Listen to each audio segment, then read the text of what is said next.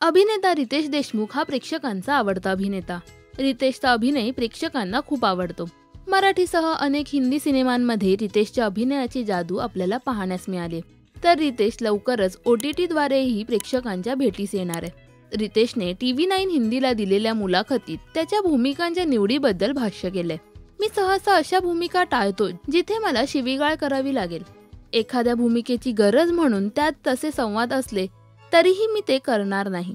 कदाचित पुढे जाऊन मी त्यावर पुन्हा विचार करेन, पण सध्या तरी मी अशा भूमिका साकारणं टाळतो.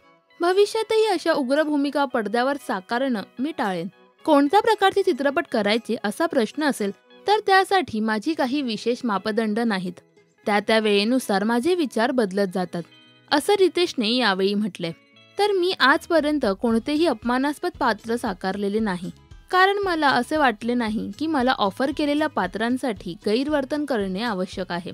पण भविष्यात ही विचारसरणी बदलू शकते. सध्या मला असे चित्रपट करायचे आहेत ज्यांची कथा माझ्या हृदयाला भिडेल आणि कथा ऐकल्यानंतर मला त्याचा हेवा वाटेल, असेही रितेशने यावेळी म्हटले. रितेशची कोणती भूमिका तुम्हाला सर्वात जास्त आवडते हे आम्हाला कमेंट्समध्ये नक्की सांगा. मराठी सिनेविश्वातील बातम्या, अपडेट्स आणि गॉसिपसाठी सबस्क्राईब करा राजश्री मराठी.